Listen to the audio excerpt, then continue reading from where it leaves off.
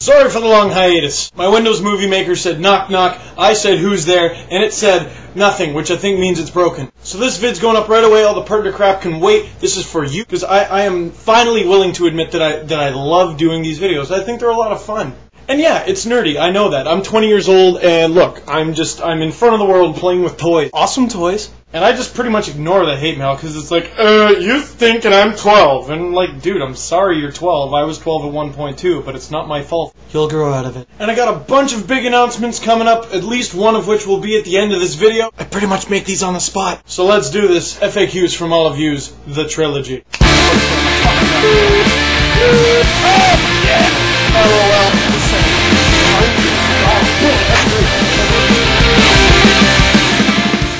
Our first question comes from Quebec. What do you think of the Habs getting George Laraque?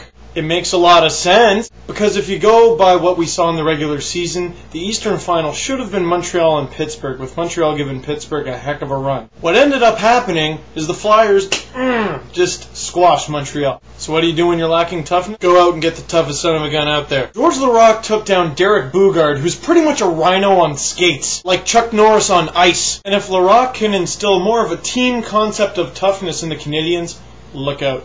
From the standpoint of a Leafs fan, this doesn't really matter all that much, because really, who's Laraque gonna fight? And the gloves are off, and oh, geez, I didn't even know your face could do that. So smart move on the Habs part, but it was the obvious one. Can the Pittsburgh Penguins maintain their success with such a different team? My answer is a very definitive...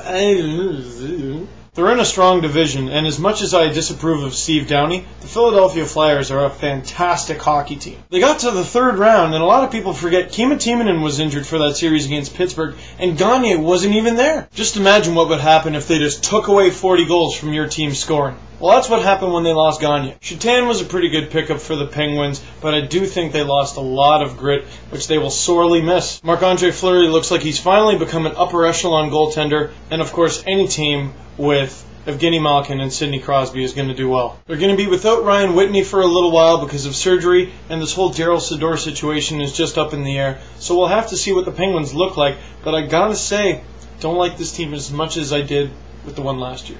Considering the amount of defensemen the Leafs have, what are the odds Luke Schenn will play next year? The odds that he'll play? 50-50. The odds that he'll play regularly? Not high at all. If he's a Marley, and I hope he is, he'll get a call-up. If he stays in junior, not very likely. I hope Schenn doesn't play junior next year, because we got him to be this bone-crushing sort of guy, and I would rather him play against men in the AHL or NHL than 17-year-olds in the junior leagues. That man loves my Marlies. And you know what Pierre Maguire says? Luke Schenn is a monster. He kind of says that about everybody. Hey, Steve Dangle, if you're so smart, which free agent would you have signed? Here's the thing, if I'm a general manager, I do not like signing free agents. No matter what you do, no matter who you get, chances are you're going to overpay. And that's not negligence or anything on the general manager's part. It's just because there's so many teams bidding for that same player you're going for. Case in point, Brian Campbell. Is Brian Campbell worth over $7 million a year? Well, he's very good, but wow! So I want to go for guys who have a bit of a scoring touch and are just pesky grinders, and they're affordable. Guys who immediately come to mind, Jarkko Ruutu, Glenn Metropolitan was available, and also Matt Cook. Were they the most skilled players available? No. Did they even want to come to Toronto? I don't know. But that's who I would have gone for if I was a GM. For the bigger names out there, I also like Radim Verbata and Mark Stripe. A little more high-end, but not the biggest cap hit. And in goal, I probably would have signed Felix Potvin, riding a camel. Look at how mature I am. Well, you remember the playoffs. Last but not least, what is a bigger rivalry, Toronto versus Montreal or Toronto versus Ottawa? What? Wow, that was a really good question. I don't think either are the biggest rivalries in the NHL, but they're both pretty good. I don't like watching the Leafs and Sens in the regular season because the Sens are really, really good at playing games that don't matter. Life has no guarantees, my friend. Leafs and Habs, though, the Habs could be in first place and the Leafs could be in last. I think that actually happened at one point. And no matter who wins, it'll be a crazy competitive game. How many shootouts and overtime games have the Leafs and Canadiens had over the last 2 years alone? And trash talk is so much better when neither party knows what you're talking about. Je suis mercredi avec le fromage. Yeah? Well, you have stupid hair. So my answer for that is Leafs and Habs, but I gotta say the Habs are pretty much going to be in a rivalry with everybody next year. It's the Habs' centennial year. They've been around for a century now. They're getting the All-Star game, and they're one of the best teams in the league.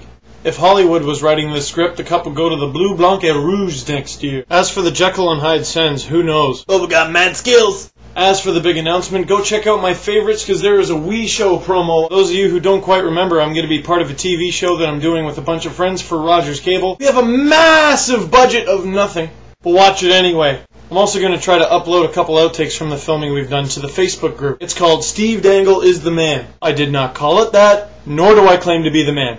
Who's the man? Iser Man? Number 2, my buddy Jeff at faceoffboards.com has been begging me to promo this contest he's having where he's going to give away a jersey. Where's the link? In the description. Last but not least, I will be doing a campus radio show with my friend Justin. Want to know how to listen to it? I'm going to pull Ryan Seacrest and say watch the next video. I'll never tell. Until next time. Peace out, guys.